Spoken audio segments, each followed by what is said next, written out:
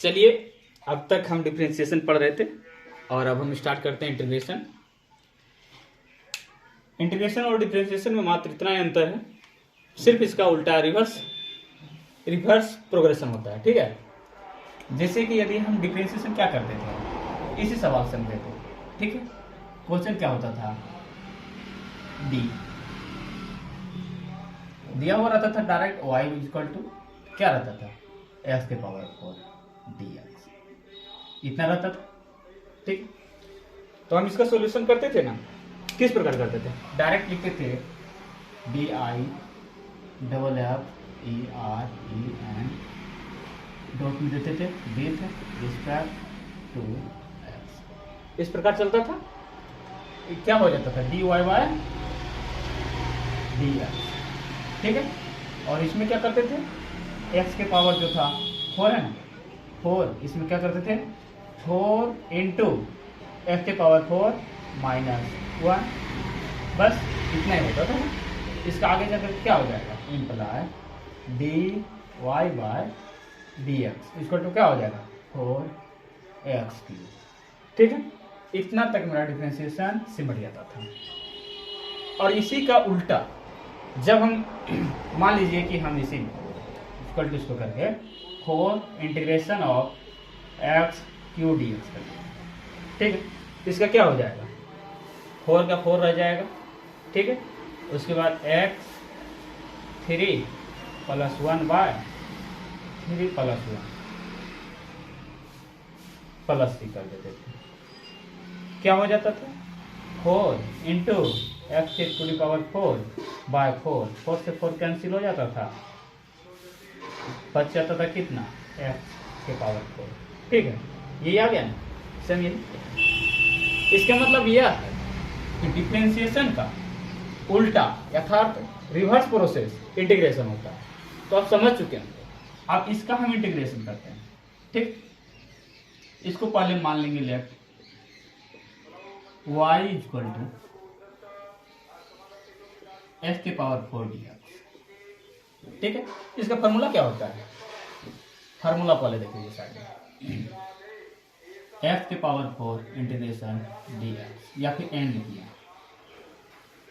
n। ठीक है, अब इसको हम क्या लिखते थे, डायरेक्ट इंटीग्रेशन क्या लिखेंगे, एक्स के पावर n प्लस 1 बटे n प्लस 1, ये होता था।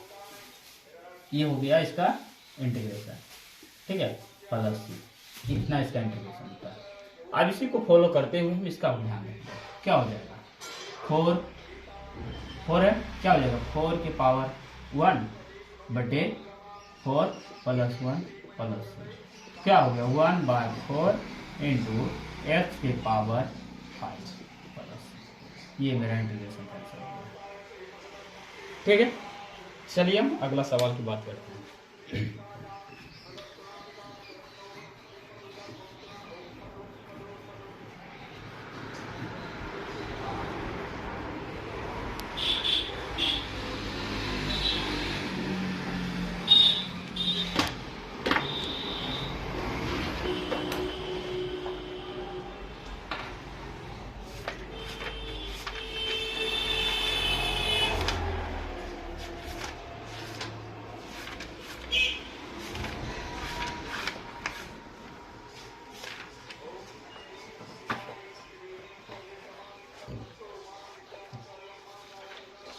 चलिए, इंटीग्रेशन का सबसे जो इजी सवाल है पहले हम उसको लेंगे, फिर धीरे धीरे हार्ड पर चलते चल जाएंगे। ठीक है, पहला क्वेश्चन है इंटीग्रेशन ऑफ 6x² dx। ठीक है, तो इसका क्या करेंगे,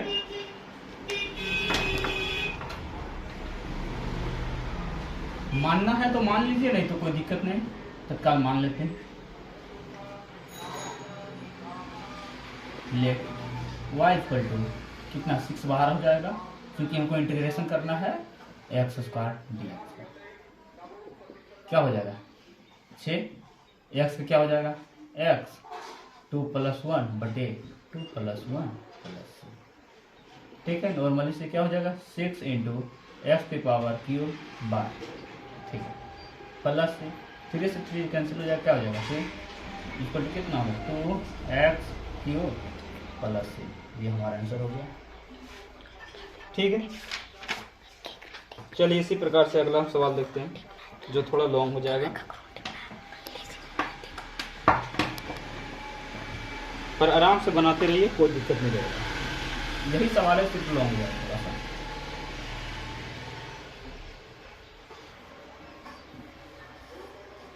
चलिए क्वेश्चन है integration of 2x³ plus 4x² plus 3x plus 5 dx। बस रूल तो वही है, अलग अलग दिया हुआ है, देख करके डरना नहीं है, आराम से सिर्फ मान लीजिए। पहले लेट हो गया। अब इसको क्या करेंगे, जब दिख रहा है कि भारी है, कोई भी सामान बाजार से ले लेते हैं और नहीं ला पाते हैं तो क्या करते हैं, तो थोड़ा थोड़ा ले जाते हैं। जैसे इतना बड़ा, इसको क्या करेंगे, इतना इतना काट देंगे, थोड़ा थोड़ा ले जाएंगे और फिर क्या करेंगे, जोड़ देंगे तो फिर उतना ही पहुंचेगा। सेम वही करके ये लगाना है। क्या किए, लेट y मान लीजिए, कोई जरूरत नहीं है फिर भी मान लीजिए, इंटीग्रेशन हो क्या हो जाएगा 2x³ dx, प्लस से प्लस कर देंगे। ठीक है, अब क्या हो जाएगा integration of 4x² dx, plus फिर क्या हो जाएगा integration of 3x dx plus integration of 5 dx। हो गया अलग अलग, जो पहले बताए थे वही नियम सारा का सारा लगेगा, अलग अलग बन जाएगा। तो चलिए आज इसका हम सॉल्यूशन भी कर देते हैं। y इक्वल टू क्या हो जाएगा 2 बाहर रह जाएगा x³ dx प्लस, और इसका बाहर हो जाएगा इंटीग्रेशन x² dx प्लस इसका 3 बाहर हो जाएगा, उसके बाद इंटीग्रेशन होगा integration of x dx plus इसका 5 बाहर आ गया, क्या होगा कुछ नहीं तो 1 हो जाएगा 1 हो जाएगा dx। ठीक, अब इसका हम सोल्यूशन कर देंगे। क्या हो जाएगा 2 × x³ 3 + 1 बटे 3 + 1 प्लस 4 यहाँ पे बाहर रह गया, x का क्या हो जाएगा 2 + 1 बटे 2 + 1। ठीक है, प्लस 3 बाहर रह गया, x की पावर क्या हो जाएगा, नहीं कुछ तो 1 पावर है ना, तो 1 + 1 हो जाता है क्योंकि पावर जुड़ जाता है, प्लस 5 है नहीं, 1 का क्या हो जाएगा कुछ नहीं, तो यहाँ क्या लिखना है x लिख देना है। तो अब बोलिएगा कि प्लस हम बारी बारी सब में c लगाते थे, ठीक है, इसमें क्या किए अंत में लगा दिए से, तो बोलना है इसमें c नहीं लगाया, इसमें नहीं लगाया, इसमें नहीं लगाया, इसमें नहीं लगाया, तो इसमें क्यों लग गया। इसका कारण यह है कि जब हमारा इंटीग्रेशन खत्म हो जाए फिर सबकी बदली यानी सारा का स्थान की जगह मात्र एक c यहाँ लग जाएगा। ठीक है, इसकी भरपाई सबके साथ हो गया। ठीक है, इसका मतलब है कांस्टेंट, कांस्टेंट का मतलब है कि इसके बाद और भी कुछ संभावना हो सकता है। ठीक है, चलिए अभी अरेंज कर देते हैं इसको। क्या हो जाएगा 2x⁴/4 प्लस 4x क्या है 3/3 प्लस क्या हो जाएगा 3x² 2 प्लस 5x प्लस 2। अब बारी बारी इसको देख लेते हैं क्या होगा, 2 से 2 चला जाएगा, 2 आ जाएगा, यहाँ पे क्या हो जाएगा 1/2 x⁴ प्लस 4/3 हो जाएगा, x कितना हो जाएगा q। ठीक है, प्लस 3/2 तो कटेगा नहीं, इसलिए 10 का 10 रह जाएगा। ठीक है, चलिए अब क्या हो गया 5x प्लस 3, ये मेरा आंसर हो गया। ठीक है, बस यही सवाल है और उसी तरह से करते रहना है। चलिए स्क्रीनशॉट ले लीजिए और दूसरा सवाल देखते हैं।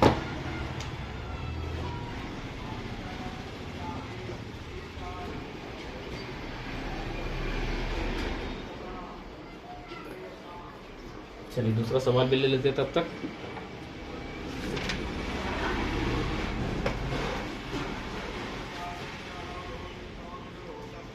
दूसरा सवाल है इंटीग्रेशन ऑफ 2x³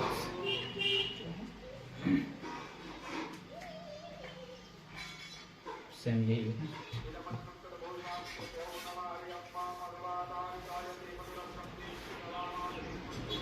चलिए क्या है, इंटीग्रेशन ऑफ 4x प्लस 5 और टू पावर 7 डी, इसका इंटीग्रेशन करते हैं। चलिए हो गया होगा।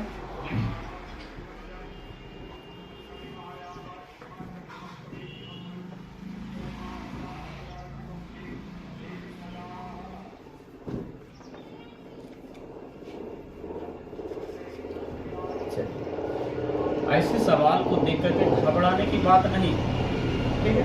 डायरेक्ट इसको वाई बराबर मान लीजिए, क्या हो जाएगा, x 4x प्लस 5 और टू पावर 7 dx, ठीक। तो याद होगा कि हम जब y इक्वल टू रहता था x के पावर n, इंटीग्रेशन क्या होता था,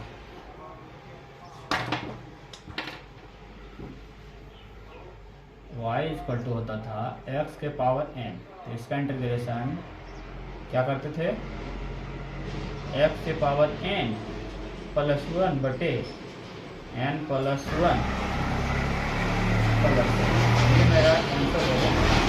तो इसमें भी वही प्रक्रिया चलेगी, ठीक है। सेम n इक्वल टू यहाँ कितना है 7 हो जाएगा, n इक्वल टू 7 और x इक्वल टू ये टोटल कितना है 4x प्लस 5, ठीक है। तो चलिए अब हम इसको सॉल्यूशन करते हैं।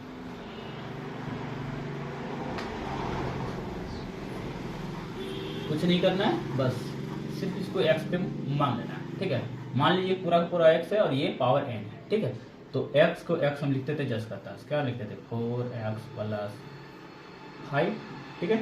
और पावर जो तो रहता था यानी n की जगह पे यहाँ पे तो कितना 7 है, तो क्या हो जाएगा 7 माइनस में प्लस 1 बटे 7 प्लस 1 प्लस क्या कर दें 6।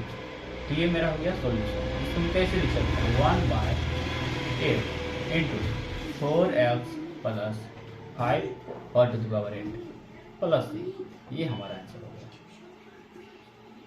ठीक है। चलिए देख लेते हैं एक और सवाल।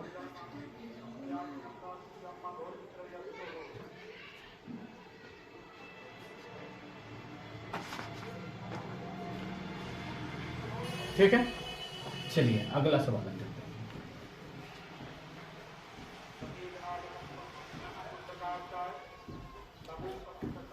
ऐसे होता है कि क्वेश्चन जो रहता है इस तरह का e की पावर x, ठीक है। तो इसका डिफरेंशियल क्या होता था, डिफरेंशिएशन भी हम कर देते थे e की पावर x। जब इसका हम डिफरेंशिएशन करते थे क्या करते थे, let y equal to e की power x differentiate with respect to x। इसमें क्या करते थे, हो जाता था dy by D X equal to D by D X और डिफरेंशिएशन हो जाता है e के पावर x का, तो बराबर कितना हो जाता था e के पावर x ही हो जाता था, ठीक है। तो इसका डिफरेंशिएशन सेम आया, इंटीग्रेशन भी इसी तरह सेम आएगा। तो चलिए अब इंटीग्रेशन करके देखते हैं क्या आता है। मान लीजिए let y equal to e के पावर x, ठीक। इसका इंटीग्रेशन करना है, इसको तो क्या हो जाएगा e की पावर x प्लस से, यही हो जाएगा प्लस से, ये आपका आंसर हो गया, ठीक। और इसी में यदि e के पावर x के स्थान पर 4x प्लस 5 हो गया, तो इसका इंटीग्रेशन कैसे होगा, फिर हड़बड़ाने की कोई बात नहीं है, कुछ है ही नहीं।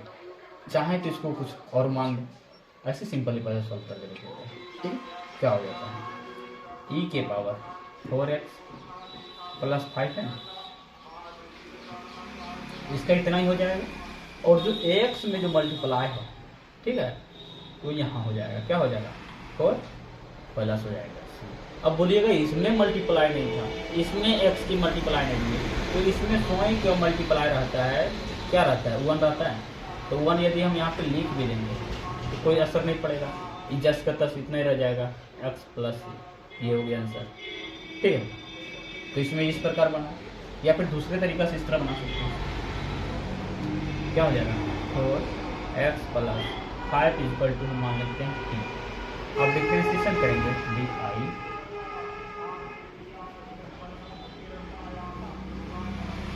Differentiate with respect to at, D I double F with respect to x.